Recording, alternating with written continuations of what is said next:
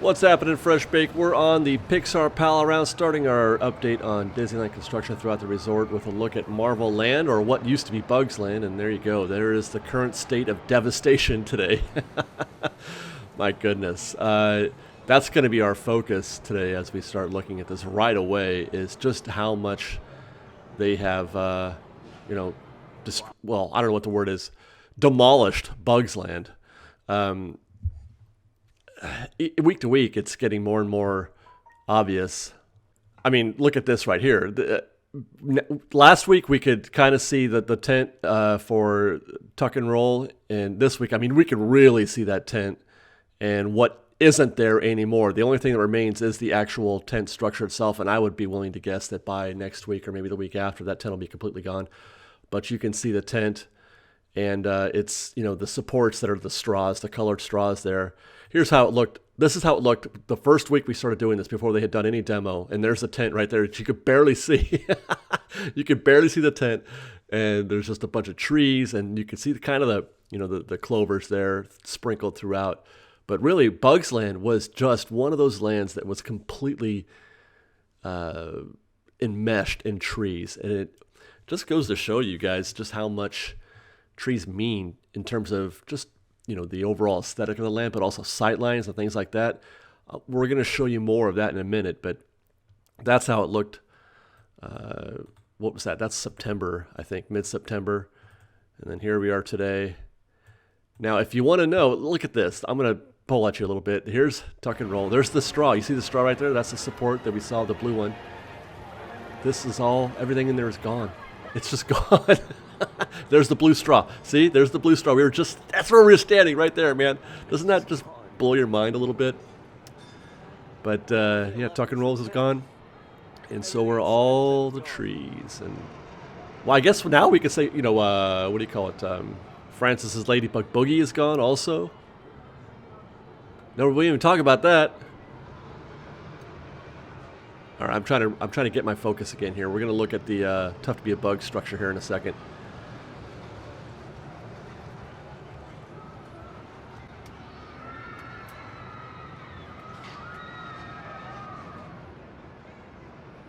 Oh, no, we're back to... I thought we were going to focus on Tough to Be a Bug, but we're back at Tuck and Roll. My goodness, it was hard to film this morning. Okay, here we go. Now we're back at Tough to Be a Bug, and let's stop here for a second because I want to compare this as well. That's how things look today, and you can see there's the show building back here, the extended building in the foreground there, and then a long view of the rest of DCA in this part of the area. Now here's how it looked again back in September, and while the foreground hasn't changed at all. Actually, not much has changed for this building. I thought for sure they were going to do a little more demo than they did, but I guess they're going to use that, that building is big enough or whatever to do whatever they're going to do for the Spider-Man attraction that is rumored to be heading this way, the Spider-Man dark ride. Well, not a dark ride, but it's kind of like a Buzz Lightyear thing, I think. Or no, Toy Story. They were aiming more for a Toy Story type experience with web slingers. But anyway, what's happened really is they've just taken down that wall right here that gave you that sort of fake background. That's the only thing really that's gone. Everything else is still there in the dirt. So let's continue again. This is going to be one fun update, I think. As much fun, I think, as the Star Wars Land one. Even though our views won't be quite as good, I think we're going to enjoy watching this thing develop. And here's an on-the-ground view of that, what we're just looking at. This is over there by the Blue Sky Cellar. And you can see, again, just a clean view of the Tower of Terror of Mission Breakout. Meanwhile, from Mission Breakout, look at this. When I walked onto this scene that morning, I could not believe how clean that view was. And while I couldn't readily find a view from this angle of the trees. Look at that. You never would have seen Tuck and Roll right there. You never would have seen that tent before. And look at that. Clean shot right through to the Incredicoaster. Now, here's some video that I have.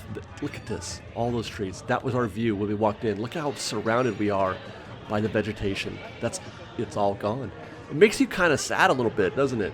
I mean, even though Bugs Land wasn't the best land ever, but I love trees. I love trees in Disneyland, and this kind of bums me out. Flix Flyers is gone. That bush, that tree right there in the middle is what's blocking our sight line of the Incredicoaster right now. And now all that's gone, and there you go. My goodness. It's just incredible. And what's going to replace this, hopefully, besides steel and buildings, are more trees. I mean, that's what they do. They tend to do. Back over on Pixar Pier, I wanted to give you guys an update also on what's happening with the Flix Flyers redo, the Emotional Whirlwind. That's where we're at right now. Not a lot of progress from last week. Or I should say, yeah, last week. Looks like they are kind of... A lot of conduit there, it looks like. For what purpose? I don't know. Maybe a lot of lighting. Somebody suggested there could be a lot of lighting here, which would be neat. I do love some lights. I'm trying to find where those planters were, but I can't locate anything, so I gave up. Looks like they're building something there in the back corner. But look at that. Yeah, that's a lot of electrical. I don't know if that's less or more than necessary, but again, there you go.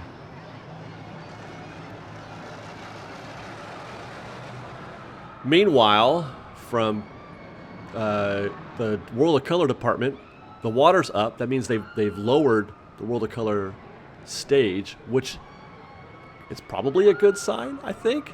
Question mark, that World of Color, whatever they're trying to do to fix it, is fixed, and that we might see World of Color again. Obviously not in time for Christmas, because that's in a week, but I mean, maybe for the holiday season at least. I would just whenever it happens, sooner the better. I kind of miss World of Color right now. It's been a very long time since I've seen that show, so the sooner the better on that. But I'm glad to see that they're making some progress.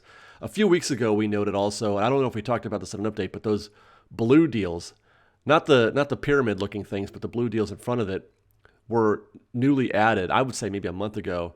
I'm not sure what their function is, but obviously those were show related. I don't know how obvious it is, but that's a kind of an easy assumption to make at least. But all signs point to World of Color being ready to go, and they're probably in a testing phase. As a matter of fact, we did see on Twitter somebody posted something where they were testing the water effects at night after hours. So I think there is hope that World of Color will be open soon. Let's go back to Disneyland, to Tropical Hideaway. Now, I know we saw those photos of a nearly finished Tropical Hideaway, but there's still stuff behind a wall, so we're going to look behind a wall. It's hard to tell anything now. There's a lot of stuff being added. The Dole Whip, I presume, sign is back away, and so is the Tropical Hideaway sign. So we're nearly done. And if you look here through the knothole, you can see that they're not really working constructionizing anymore. This is all. It looks like they're all just doing fine touches and paint and that kind of thing, aesthetic. But the actual construction appears to be done. There's some CMs back there training. It looks like that guy's wearing a Hawaiian shirt, ready to train. This guy's checking out, I think, that water feature right there. Look at that. There's a water feature right beneath the sign. Very cool. I like that rock work there. Looks great. Looks really, really good. The only thing we can't see, and I'm trying my best right now, is to pan to the right to see what kind of view we might get of the Jungle Cruise. But then again, it's blocked anyway. There's a tarp there. But see, I'm losing it. I'm trying, I'm turning right, I'm losing it. I'm just losing the ability to see. That's the only variable right now. But we're going to find out soon enough, hopefully before Liz and I head to France for our 10-day vacation. Are you guys going to miss us? We're going to Europe for 10 days. How about that? First vacation I've taken since I was 21 years old. I've literally not taken a week-long vacation since I was 21. So congratulations to me. All right. Downtown Disney. You guys know this is interesting. Wetzels Pretzels open. In and of itself, it's not a particularly amazing piece of news, the fact that it's reopened, because it's just Wetzels and there's not much to report there. But I am going to sort of relate this, or I should say it is important in how it relates to what else is going on. Taking a look at Wetzels Pretzels, the layout of the restaurant or snack bar or whatever you want to call this place, of the location is pretty much the same. The traffic flow for guests is pretty much the same. So nothing much has changed here other than the fact that it's got this huge, glass frontage now. And that's the part that we're going to compare now as we go next door to Napolitini, which also opened recently. Now the traffic flow on this joint has changed completely. They've changed a lot, not just the menu, because that's one of the things they're reporting is it's build your own pizza style menu. And as we pan right, you can also see the frontage for Naples has changed to the very, a glassy type entrance. So there's three things that have happened to these locations, to Wetzels, to Naples, and Napolitani, and they all share a very similar theme, and that is a very contemporary theme. Look at this, by the way. If you want to see Napolitani, here's the interior. There used to be table seating in here. You used to be able to sit in here and eat, but that was very crowded, but you could. Now this thing is just built for speed. This is like an express type location, which it's supposed to be, but it's built for speed. You can see the traffic flow. This is nothing more than getting people in, getting them their pizza, and getting them out. And this is an improvement. The old traffic, oh my God, it was a disaster. The interior for Napolitani was a traffic disaster. So this is an improvement. But what I want to ask you guys is, what do you think? As we go back, let's take a longer view of Napolitani. What do you think of this new motif, this new design that they're doing? They're going away from whatever it is that they were doing in downtown Disney, but they're definitely moving things towards a more contemporary, modern look. Heavy on glass frontage. Okay, Splitsville, same thing. Splitsville got the same kind of makeover.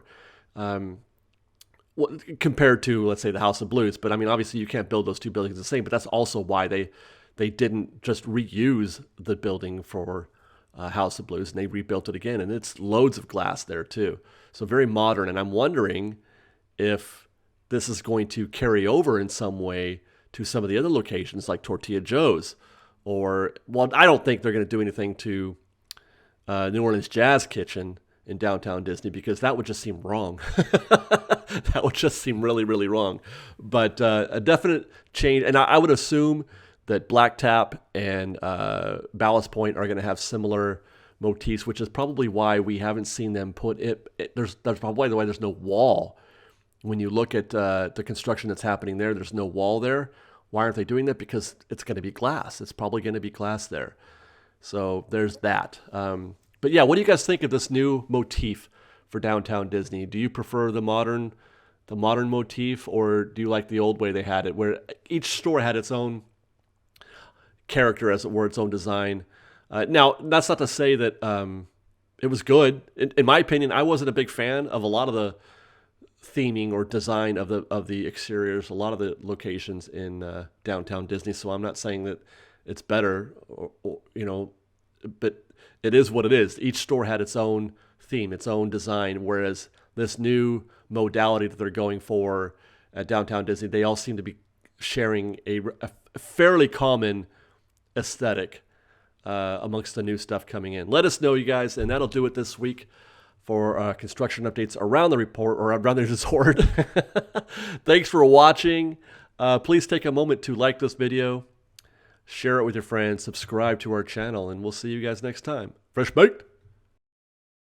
We've got lots more videos for you to see, so grab a churro and check out some of our other videos and have your mind blown by how much fun we're having. We truly are the best of Disney Bake Fresh Daily. Don't forget to subscribe to our channel, and we'll see you next time. Fresh baked!